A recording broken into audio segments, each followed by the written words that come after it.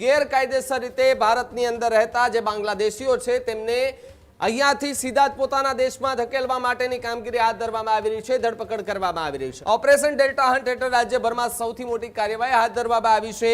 સવારે 8 વાગ્યા સુધીમાં 568 જેટલા ગેરકાયદેસર બાંગ્લાદેશી નાગરિકોની ધરપકડ કરાઈ। નાયબ મુખ્યમંત્રી હર્ષ સંઘવીના માર્ગદર્શન હેઠળ કાર્યવાહી થઈ રહી છે। શંકાસ્પદ વિસ્તારોમાં સઘન તપાસ અને ચકાસણી હાથ ધરાઈ છે। પકડાયેલા તમામ સામે કડક કાર્યવાહી જે છે તે કરવામાં આવશે। ન માત્ર અમદાવાદ, વડોદરા, સુરત પરંતુ ભારતભરમાં જ્યાં જ્યાં ગેરકાયદેસર બાંગ્લાદેશીઓ સહિત અન્ય જે રાજ્યના જે લોકો છે, અન્ય દેશના જે લોકો છે કે જેમની પાસે કોઈ આધાર પુરાવા નથી તેવા લોકોને પોતાના દેશમાં નાખવા માટે, ધકેલવા માટે જે છે તે હવે કડક કાર્યવાહી કરવાની શરૂઆત થઈ ચૂકી છે।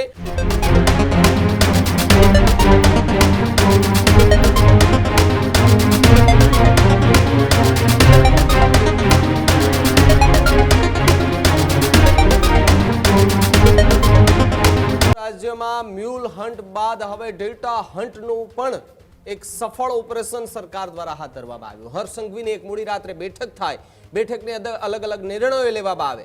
મ્યુલ હન્ટ કે જે ગેરરીતિથી ચાલતા જે એકાઉન્ટ છે તેની સામે કાર્યવાહી કરવામાં આવે, પરંતુ હવે ગેરકાયદેસર રીતે ભારતની અંદર રહેતા જે બાંગ્લાદેશીઓ છે તેમને અહીંયાથી સીધા જ પોતાના દેશમાં ધકેલવા માટેની કામગીરી હાથ ધરવામાં આવી રહી છે, ધરપકડ કરવામાં આવી રહી છે। હજારો બાંગ્લાદેશી કે જે ગુજરાતની અંદર વસવાટ કરે છે, ન તો એમની પાસે કોઈ આધાર પુરાવા છે, ન કોઈ આધાર કાર્ડ છે, ન કોઈ પાન કાર્ડ છે, ન કોઈ એવા ડોક્યુમેન્ટ છે કે જે સાબિત કરી શકે કે તેઓ અહીંના નાગરિક છે।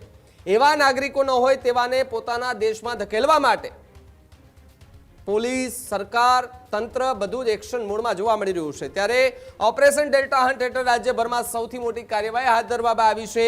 સવારે 8 વાગ્યા સુધીમાં 568 જેટલા ગેરકાયદેસર બાંગ્લાદેશી નાગરિકોની ધરપકડ કરાઈ। ધરપકડમાં 172 પુરુષ, 282 મહિલાઓ અને 114 બાળકોનો સમાવેશ થાય છે। જ્યારે ગુજરાત પોલીસનું રાજ્યવ્યાપી સર્ચ ઓપરેશન યથાવત છે। નાયબ મુખ્યમંત્રી હર્ષ સંઘવીના માર્ગદર્શન હેઠળ કાર્યવાહી થઈ રહી છે। રાજ્યની સુરક્ષા સાથે કોઈ બાંધછોડ નહીં થાય તેવી વાત સંઘવીએ કરી। ગેરકાયદેસર ઘૂસણખોરી સામે કડક ઝુંબેશ ચાલશે। તમામ જિલ્લાઓમાં પોલીસની અલગ અલગ ટીમો સક્રિય છે।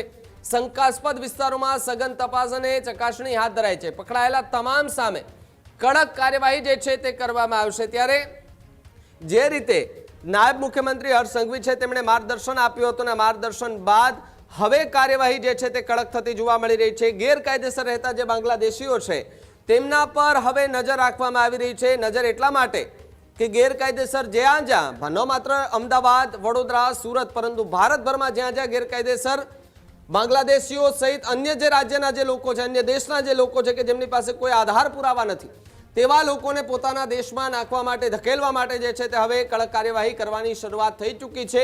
હજારો બાંગ્લાદેશીઓ અમદાવાદના ચંડોળા તળાવ વિસ્તારમાં રહેતા હતા, એ વાત આપણે ન ભૂલવી જોઈએ। ચંડોળા તળાવ અને આસપાસના વિસ્તારો પર ગેરકાયદેસર કબજો કરનાર હોય તો એ બાંગ્લાદેશીઓ હતા। એ બાંગ્લાદેશીઓએ કબજો કરી અને પોતાનો એ વિસ્તાર બનાવી લીધો હતો। જે સમયે અમદાવાદ મ્યુનિસિપલ કોર્પોરેશન દ્વારા ડિમોલેશનની નોટિસો આપવામાં આવી છતાં પણ એ બાંગ્લાદેશી જે નાગરિકો હતા તેમણે વિસ્તાર ખાલી નહોતો કર્યો। ત્યારબાદ એક ઓપરેશન હાથ ધરવામાં આવ્યું, ઓપરેશન ચંડોળા તળાવ ખાલી કરો। આ ઓપરેશન બાદ 100 થી વધુ જેસીબીનો કાફલો ત્યાં પહોંચે છે। લગભગ એમાં ટ્રેક્ટર આવી ગયા, ટ્રોલી આવી ગઈ, જેસીબી આવી ગયા, હિટાચી મશીન આવી ગયા, માની લો કે નાના મોટા જે બીજા ડમ્પર ટ્રેક્ટરો છે, ટ્રકો છે તે આવી ગયા। એટલે 100 જેટલા વાહનો સાથે પોલીસ, એએમસીનો કાફલો આ બધા જ પહોંચે છે। ગેરકાયદેસર રહેલા બાંગ્લાદેશીઓને ત્યાંથી કાલપટ્ટી કરે છે, ત્યાંથી કાઢવામાં આવે છે અને ત્યાંથી જે લોકોને કહેવામાં આવે છે કે તમે તમારા વતનમાં ચાલ્યા જાઓ। ન માત્ર એક અમદાવાદના ચંડોળા તળાવ પરંતુ આવા અનેક એવા વિસ્તારો છે કે જ્યાં આ રીતે ગેરકાયદેસર ઘણા બધા દેશના લોકો રહે છે। ગૃહ વિભાગ સતત મોનિટરિંગ કરી રહ્યું છે। જે દિવસે મોડી રાત્રે લગભગ 11:30 વાગ્યા આસપાસ ગૃહ રાજ્યમંત્રી હર્ષ સંઘવીએ તમામ પોલીસના વડાઓ સાથે બેઠક યોજી। બેઠક યોજ્યા બાદ સમીક્ષા કરવામાં આવી।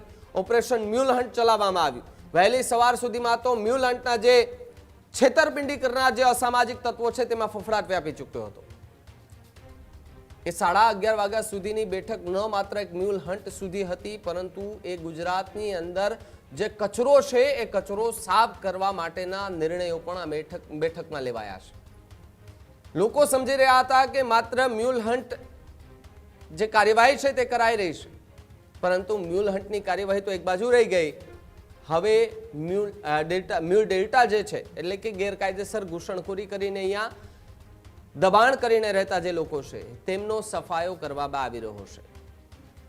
ગુજરાતની એવી ઘણી બધી સરકારી જમીનો છે કે જ્યાં આજે પણ કેટલાય લોકોએ ગેરકાયદેસર બાંધકામો કર્યા છે, ડિમોલિશનની પ્રક્રિયા હાથ ધરવામાં આવે છે. એવા પણ ઘણા બધા લોકો છે કે જેમની પાસે કોઈ આધાર પુરાવા છે નહીં, કે જેઓ ગુજરાતના હોય એવું સાબિત નથી કરી શકતા. એટલા માટે તેમને કાં તો જેલ ભેગું થવું પડે છે, કાં તો પછી પોતાના વતન તરફ જવું પડે છે. વર્ષોથી અહીંયા રહેલા લોકો પર હવે એ ગાળીઓ કસાયો છે, કારણ કે હવે સરકાર, તંત્ર, બધા લોકો સજાગતાથી આ બધી જ વસ્તુઓ જે છે તેને દૂર કરવાના પ્રયાસો કરી રહ્યા છે. ત્યારે ડેપ્યુટી સીએમ હર્ષ સંઘવીના માર્ગદર્શન હેઠળ ફરી એક વખત ઓપરેશન ડેલ્ટા જે છે તે હાથ ધરવામાં આવ્યું છે અને આ ઓપરેશન હેઠળ અનેક બાંગ્લાદેશીઓ જે છે તેની ઓળખ કરી અને હાલ તો તેમની ધરપકડ કરવામાં આવી રહી છે અને કડકમાં કડક કાર્યવાહી કેવી રીતે કરવામાં આવે તેને લઈને તપાસ હાથ ધરવામાં આવી છે. હજુ સુધી તમે અમારી ચેનલને સબસ્ક્રાઇબ નથી કરી તો અત્યારે જ ન્યૂઝરૂમ ગુજરાતને સબસ્ક્રાઇબ કરો, ફેસબુક અને ઇન્સ્ટાગ્રામ પર ફોલો કરો.